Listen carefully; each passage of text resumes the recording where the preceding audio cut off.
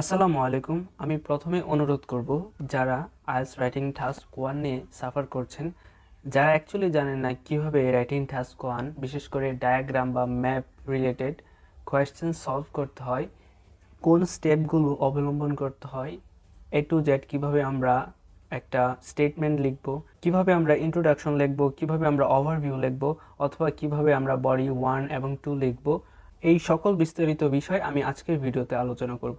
তাই অবশ্যই আমি আশা করব ভিডিওটি আপনারা শেষ পর্যন্ত দেখবেন।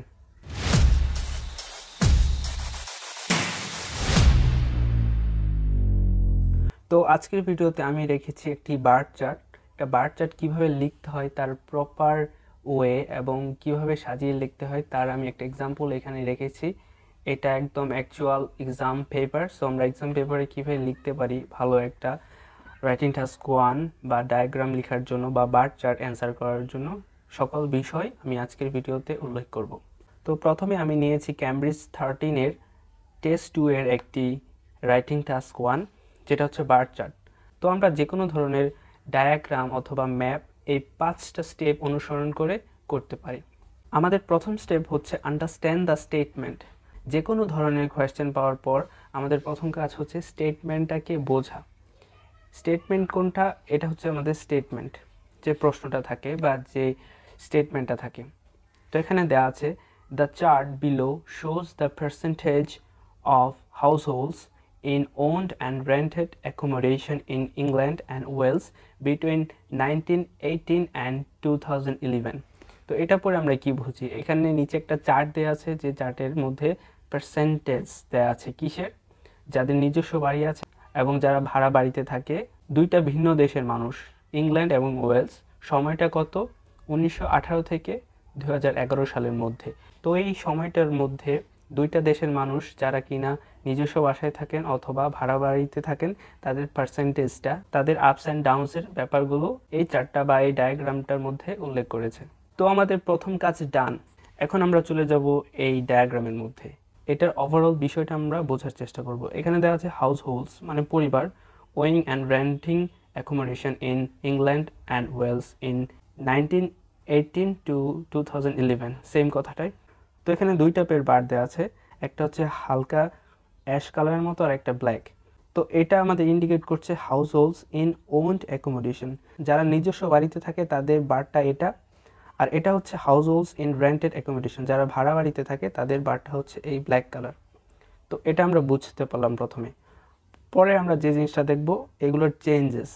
আমরা যদি প্রথমে হাউস হোল্ড ওন্ড অ্যাকোমোডেশন থেকে দেখি, তাহলে 1918 সালে এখান থেকে শুরু হয়, তারপর উপরে ওঠে, তারপর প্রায় সমান থাকে, আবার উপরে ওঠে, আবার উপরে ওঠে, আবার উপরে যেতে যেতে এই পর্যন্ত ওঠে। তার মানে ওভারঅল ট্রেন্ডটা হচ্ছে উপরের দিকে। দেন হঠাৎ করে 2011 সালে এসে এটা ডিক্রিজ হয়ে যায়। ওকে, এখন আমরা দেখব তাহলে ভাড়া বাড়ির ব্যাপার স্যাপার কেমন। তো 1918 সালে এটা ছিল এখানে, এখান থেকে এটা নিচে নেমে যায়, আবার সেম থাকে, আবার নিচে নেমে যায়, নিচে নেমে যায়, নিচে নেমে যায়, নিচে নেমে যায়, এখানে নিচে নেমে যায়, এবং সর্বশেষ 2011 সালে এটা আবার উপরে উঠে যায়। তো এখন আমরা যদি একটু খেয়াল করে দেখি ওভারঅল চারটার দিক, যারা নিজস্ব বাড়িতে থাকে ওন্ড অ্যাকোমোডেশন, তাদের ট্রেনটা দিনে দিনে বৃদ্ধি পাচ্ছে। ওভারঅল যদি চিন্তা করি দিনে দিনে বৃদ্ধি পাচ্ছে। আর যারা বাসা বাড়িতে থাকে তাদের এই ট্রেনটা দিনে দিনে কমে যাচ্ছে, মানে মানুষরা বাসা বাড়িতে ভাড়ার এই টেন্ডেন্সিটা কমিয়ে দিয়ে তারা বাসা কিনে ফেলছে। তো এই দুইটা জিনিস আমরা দেখতে পারলাম, ওন্ড হাউস দিনে দিনে বেড়ে যাচ্ছে আর রেন্টেড হাউস বা অ্যাকোমোডেশন দিনে দিনে কমে যাচ্ছে। আরেকটা জিনিস যেটা দেখলাম সেটা হচ্ছে 1971 সালে দুইটা পার্সেন্টেজই সমান হয়ে যায়, 50% সমান হয়ে যায়। তো আমরা এই তিনটা বিষয় অ্যানালাইসিস করলাম। আন্ডারস্ট্যান্ড দ্য ডেটা, আমরা এটা দেখে এই ডেটা বা ইনফরমেশনগুলো দেখে বুঝতে পারলাম এটা উপরের দিক গেল, এটা নিচের দিক গেল, আর এখানে তারা সেম থাকলো। তিনটা উল্লেখযোগ্য বিষয় যেগুলো আমরা আমাদের ওভারভিউতে লিখতে পারি। তো প্ল্যানটা কি হতে পারে? প্ল্যান এমন হতে পারে, এখানে যেহেতু স্টেবল আছে এর আগের একটা পার্ট আমরা নিব, এই পার্টটুকে হয়তো বা আমরা বডি 1-এ লিখব, আর এখান থেকে এই পার্টটুকু আমরা বডি 2-তে লিখব। এ হচ্ছে আমাদের প্ল্যান। ওকে, তারপর 2 নাম্বার চলে গেল। এখন আমাদের তৃতীয় স্টেপ, প্যারাফ্রেজ দ্য স্টেটমেন্ট। এখন আমরা চলে যাব ডিরেক্ট রাইটিংয়ে। প্যারাফ্রেজ দ্য স্টেটমেন্ট, এটা অনেক গুরুত্বপূর্ণ একটা ব্যাপার, আর এটা অনেকেই পারেন না। সো আজকের ভিডিওতে আমি দেখিয়ে দেব কিভাবে আমরা আমাদের স্টেটমেন্ট এটাকে প্যারাফ্রেজ করতে পারি। এটা খুব গুরুত্বপূর্ণ একটা ব্যাপার। তো আবার একটু বলে দেই, প্যারাফ্রেজ বলতে বোঝায় এই সেন্টেন্সটাকে হুবহু না লিখে এর অর্থটা ঠিক রেখে ডিফারেন্ট ভোকেব এবং ডিফারেন্ট স্ট্রাকচার ইউজ করে লেখা। তো প্রথমে দেওয়া আছে দ্য চার্ট বিলো শোস। তো আমরা কখনো এই চার্ট বা ডায়াগ্রাম এগুলো চেঞ্জ করব না, কারণ চার্টই, ডায়াগ্রামই, এগুলোর সিনোনিম আমরা লেখার চেষ্টা করব না। সো এখানে চার্ট থাকলে আমরা এখানে চার্টই দেব। বিলো, আমাদের নিচে কোনো বিলো বা নিচে কিছুই নেই, তো আমরা এই বিলোটা অ্যাভয়েড করব, বিলোটা আমরা লিখবো না। তারপর শোজ আছে, এটাকে আমরা চেঞ্জ করব সবসময়। এই শোজকে আমরা বিভিন্ন ওয়ার্ড দিয়ে রিপ্লেস করতে পারি, যেমন ইলাস্ট্রেট, ইন্ডিকেটস, ডেমনস্ট্রেট, ডিসপ্লেস, এমন বিভিন্ন ধরনের ওয়ার্ড দিয়ে আমরা এটাকে রিপ্লেস করতে পারি। যেহেতু আমরা প্যারাফ্রেজ করব, তাই শোজের বদলে আমরা ইলাস্ট্রেট লিখতে পারি। তারপর এখানে দেওয়া আছে দ্য পার্সেন্টেজ অফ হাউসহোল্ডস। সবসময় আমরা খেয়াল রাখবো এই ধরনের বার চার্ট বা পাই চার্ট বা লাইন চার্ট, এই ধরনের চার্টগুলোতে সবসময় পার্সেন্টেজ এই কথাটা কমন থাকে। তাই আমাদের দরকার এই পার্সেন্টেজের কিছু সিনোনিম জানা। তো পার্সেন্টেজের একটা অত্যন্ত গুরুত্বপূর্ণ সিনোনিম হচ্ছে প্রপোর্শন। আমরা প্রপোর্শন না লিখে ফিগারও লিখতে পারি, ফিগার না লিখে আমরা রেটও লিখতে পারি। তো চারটা সিনোনিম আমাদের মাথায় সবসময় রাখা উচিত, পার্সেন্টেজ, প্রপোর্শন, ফিগার, রেট। তাহলে আমরা যে কোনো সময় এগুলোর সিনোনিম লিখতে পারবো। সেম পার্সেন্টেজ কথাটা বারবার রিপিট না করে আমরা প্রপোর্শন লিখতে পারি, ফিগার লিখতে পারি, রেট লিখতে পারি। তো এখানে দেওয়া আছে দ্য পার্সেন্টেজ অফ হাউসহোল্ডস, আমরা লিখলাম দ্য প্রপোর্শন অফ হাউসহোল্ডস, কথাটা কিন্তু চেঞ্জ করে দিলাম। তারপর আছে in owned and rented accommodation, এটাকে আমরা একটু প্যারাফ্রেজ করে living in owned versus rented accommodation. এখানে ভার্সেস দিলাম কারণ এখানে কম্প্যারিজন হচ্ছে যারা নিজস্ব বাসায় থাকেন এবং যারা ভাড়া বাসায় থাকেন, তাই এখানে আমি ভার্সেস ওয়ার্ডটা ইউজ করলাম দুইটা জিনিসের মধ্যে পার্থক্য করার জন্য বা কম্পেয়ার করার জন্য। তারপর দেওয়া আছে ইন ইংল্যান্ড অ্যান্ড ওয়েলস, এই কথাটাকে আমি একটু চেঞ্জ করে লিখলাম ইন টু ডিফারেন্ট কান্ট্রিজ। দুইটা ভিন্ন দেশ, আমরা তো জানি ইংল্যান্ড এবং ওয়েলস দুইটা ভিন্ন দেশ, তাই লিখলাম ইন টু ডিফারেন্ট কান্ট্রিজ। অবশ্যই এরপরে কমা দিতে হবে। তারপর লিখব দুইটা দেশের নাম, ইংল্যান্ড অ্যান্ড ওয়েলস। তো দেখুন এটা কিন্তু আমাদের সুন্দর একটা প্যারাফ্রেজ হয়ে গেল। ইন ইংল্যান্ড অ্যান্ড ওয়েলস না লিখে আমরা একটু স্লাইটলি ডিফারেন্টলি লিখলাম ইন টু ডিফারেন্ট কান্ট্রিজ। এখানে যেহেতু টু দিয়েছি এর জন্য এখানে কান্ট্রি না হয়ে কান্ট্রিজ হয়েছে, ইংল্যান্ড অ্যান্ড ওয়েলস। তারপর সর্বশেষে দেওয়া আছে বিটুইন 1918 অ্যান্ড 2011। এই সাল ব্যাপারটা অনেক কমন, অলমোস্ট এভরি ডায়াগ্রামে আপনারা এই সাল দেখবেন, বিটুইন দেখবেন অথবা ফ্রম দেখবেন। সো এটাকেও আমাদের প্যারাফ্রেজ করা শিখতে হবে। তো এখানে যদি আমরা বিটুইন থাকে তাহলে আমরা ফ্রম দিয়ে এটা প্যারাফ্রেজ করতে পারি, বাট আমি একটু স্লাইটলি ডিফারেন্টলি লিখলাম over the period from 1918 to 2011। যদি আমরা ফ্রম ইউজ করি তাহলে 2 সালের মাঝখানে টু হবে, ফ্রম 1918 থেকে 2011। আর যদি বিটুইন দেই তাহলে এই দুইটার মধ্যে অ্যান্ড হবে, এই ব্যাপারটা আমাদের খেয়াল রাখতে হবে। তো এই হয়ে গেল আমাদের এই স্টেটমেন্টের প্যারাফ্রেজ। তো 3 নম্বর আমাদের স্টেপ শেষ। এখন আমরা চলে যাব 4 নম্বর স্টেজে, যেটা আছে রাইট দ্য ওভারভিউ। এখন আমাদের ওভারভিউ লিখতে হবে। একটা জিনিস মনে রাখবেন, রাইটিং টাস্ক 1 এর জন্য সবথেকে গুরুত্বপূর্ণ হচ্ছে ওভারভিউ। আপনার ওভারভিউ যতটা বেশি সুন্দর হবে আপনার স্কোর বা মার্ক পাওয়ার টেন্ডেন্সি তত বৃদ্ধি পাবে, কারণ আপনার লেখার দক্ষতাটা বা আপনার এই ডায়াগ্রামটা বোঝার দক্ষতাটা কত সেটা অনেকখানি ডিপেন্ড করে হচ্ছে আপনার ওভারভিউর উপর। তো ওভারভিউ জিনিসটা আমরা চেষ্টা করব হচ্ছে ইন্ট্রোডাকশনের পরে লেখার, কারণ আমরা এটা ইচ্ছা করলে কিন্তু সর্বশেষ প্যারাও লিখতে পারি, কিন্তু ওর চেয়ে বেটার হচ্ছে আমরা যদি সেকেন্ড প্যারাতে লিখি, কারণ অনেক সময় আমাদের সময় থাকে না। তাই আমরা যদি ওভারভিউ কোনো অংশে মিস করে যাই তাহলে কিন্তু আমাদের ডিজায়ার স্কোর কখনোই পাবো না। তাই ওভারভিউ লেখা সব থেকে গুরুত্বপূর্ণ। তো ওভারভিউ প্যারাগ্রাফটাকে বোঝানোর জন্য আমরা সবসময় ওভারঅল এই ওয়ার্ডটা ইউজ করতে পারি, যাতে আমাদের যারা রাইটার তারা সহজে বুঝতে পারেন আমরা এই পার্টিকুলার প্যারাগ্রাফের মধ্যে ওভারভিউটা লিখছি। তো আমি আগে যেটা বলেছিলাম, এই ওন হাউস দিনে দিনে বৃদ্ধি পায়, রেন্টেড হাউস দিনে দিনে কমে যায়, আর এখানে স্টেবল থাকে। সেম কথাটা আমরা এখানে একটু সাজিয়ে লিখবো। কীভাবে লিখতে পারি, there was a significant shift. Shift মানে কি, উল্লেখযোগ্যভাবে বেড়ে যাওয়া বা চেঞ্জ হয়ে যাওয়া, from rented to owned accommodation, মানে এটা সিগনিফিক্যান্ট বা লক্ষণীয়ভাবে রেন্টেড থেকে অ্যাকোমোডেশনে শিফট করেছে, ওই দিকে চলে গেছে বা বৃদ্ধি পেয়েছে। ইন দ্য ফার্স্ট হাফ বলতে এটার এই পাশে, আমি আগেই বলেছিলাম আমি দুইটা ভাগে ভাগ করেছি, তো এটার থেকে এই পাশে আমরা ফার্স্ট হাফ, এটা থেকে এই পাশে আমরা সেকেন্ড হাফ বলতে পারি। তো in the first half of the period most households rented their accommodation. তো আমরা এখানে দেখতে পাচ্ছি এটার এই পাশে বেশিরভাগ মানুষই বাসা ভাড়া করে থাকতো, সেম এই কথাটাই লিখেছি। বাট কিন্তু দিস ট্রেন্ড রিভার্স, এই ট্রেন্ডটা উল্টা হয়ে গেল কখন, যখন এটার পরে গেলাম আমরা। ওভার দ্য ফলোয়িং ডিকেডস, এটার যে পরের ডিকেডসগুলো বা পরের যে সালগুলোতে আমরা দেখলাম এই জিনিসটা উল্টা হয়ে গেল, রিভার্স হয়ে গেল। তখন দেখলাম বাড়িওয়ালাদের সংখ্যা বৃদ্ধি পেয়ে গেল এবং যারা ভাড়াটিয়া তাদের সংখ্যা কমে গেল। এখন আমরা লিখব এটা যে সেম ছিল এই জিনিসটা আমরা লেখার চেষ্টা করব।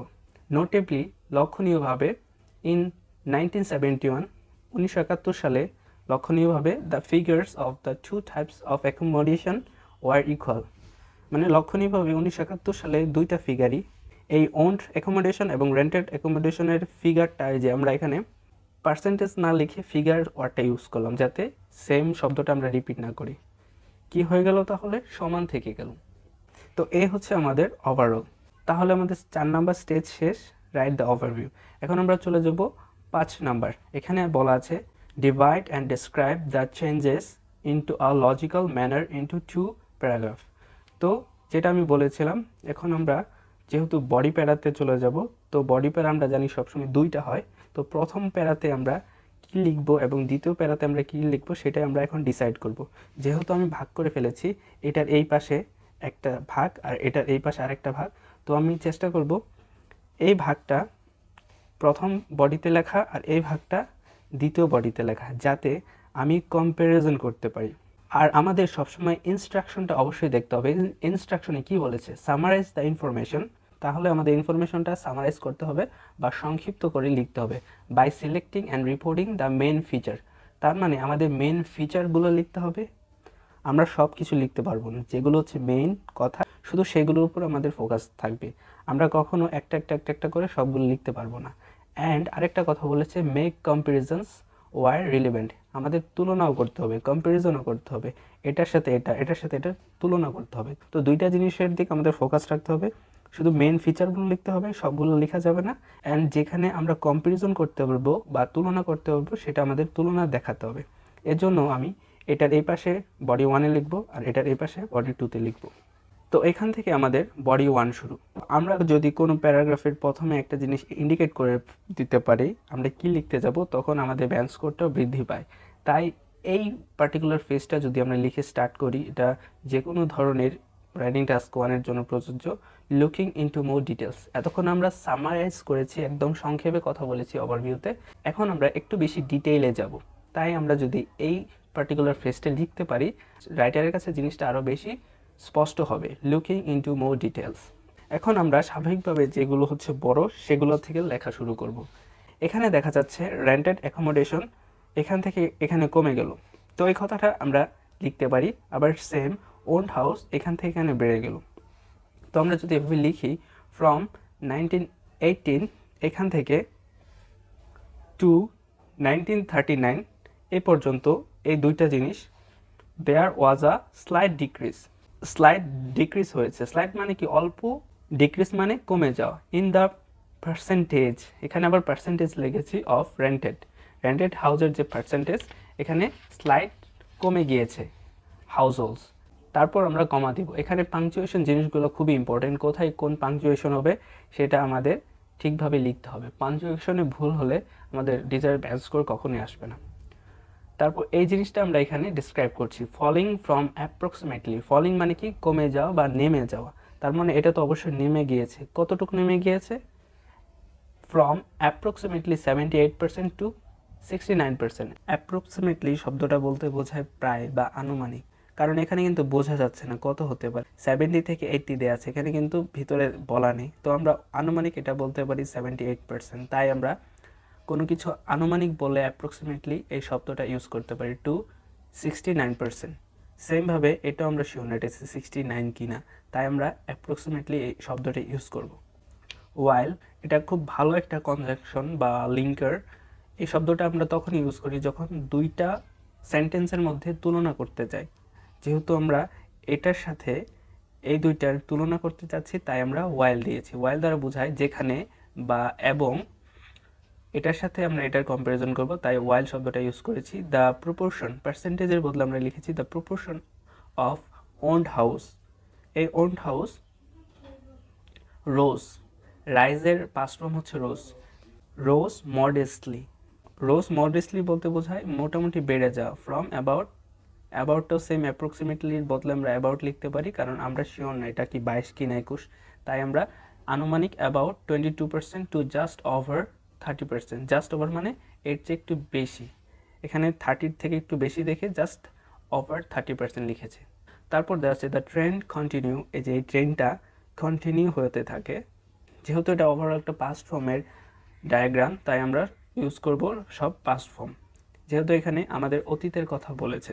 ডায়াগ্রামের ক্ষেত্রে past form, present form, future form, এই ব্যাপারগুলো বোঝা সব থেকে ইম্পর্টেন্ট। যদি আমরা টেন্সের ভুল করে ফেলি তাহলে ওভারঅলে আমরা ব্যালেন্স স্কোরও খুব কম পাবো। তাই আমাদের প্রথমে দেখতে হবে কোন সাল নিয়ে কথা বলছে, আমাদের বর্তমান থেকে আগের, নাকি কোনো সালের কথা বলা নেই, নাকি ভবিষ্যতের কথা বলছে। যদি কোনো সাল বা সময়ের কথা না বলা থাকে আমরা সবসময় প্রেজেন্ট টেন্স ইউজ করব।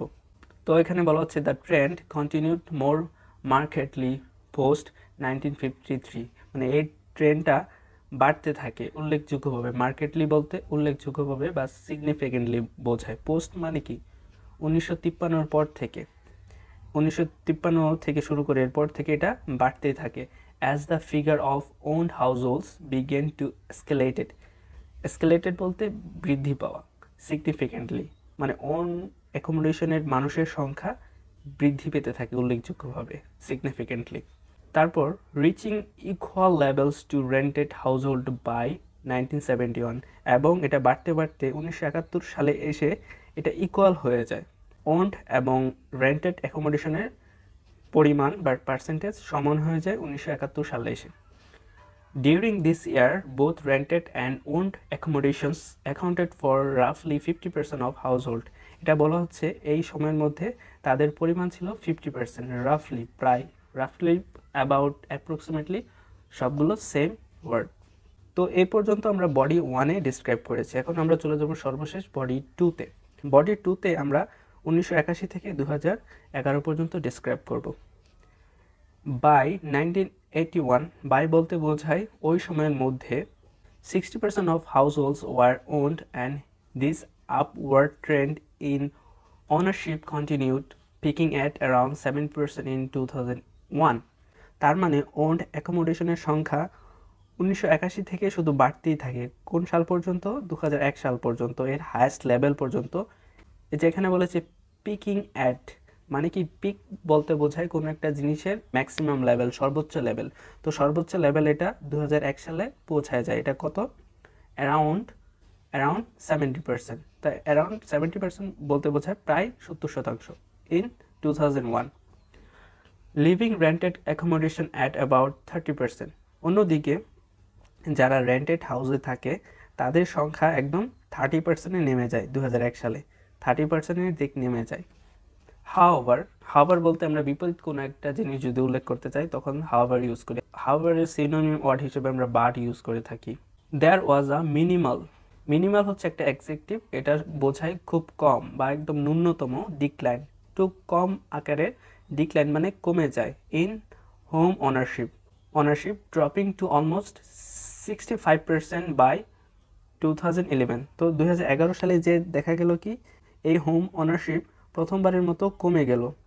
2001 থেকে যখন 2011-তে আসলো তখন হোম অনারশিপের সংখ্যা কিছুটা কমে গেল। কত পার্সেন্ট হয়ে গেল তখন? অলমোস্ট 65%। যেহেতু আমরা এটার ব্যাপারে শিওর না তাই আমরা অলমোস্ট ইউজ করব। কোনো একটা পার্সেন্টেজের ব্যাপারে যদি আমরা 100% শিওর না হই তখন আমরা অলমোস্ট, অ্যাবাউট, অ্যাপ্রক্সিমেটলি, অ্যারাউন্ড এই ধরনের ওয়ার্ড ইউজ করতে পারি।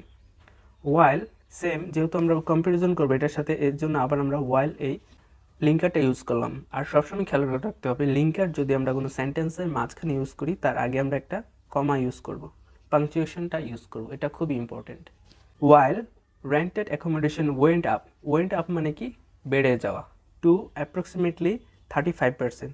তো 2001 থেকে যখন 2011-তে আসলো, এই সংখ্যাটা বেড়ে গেল বা বৃদ্ধি পেল। ওয়েন্ট আপ মানে বেড়ে যাওয়া, এটা একটা ফ্রেজাল ভার্ব। কততে হয়ে গেল? 35%-এ। তো এই হচ্ছে আমাদের ওভারঅল এক্সপ্লেনেশন কিভাবে আমরা একটা পূর্ণাঙ্গ এবং স্ট্যান্ডার্ড রাইটিং টাস্ক 1 বা ডায়াগ্রাম লিখতে পারি। এই 5টা স্টেপ ইউজ করে আমরা যে কোনো ধরনের ডায়াগ্রাম বা ম্যাপ সহজেই লিখতে পারি।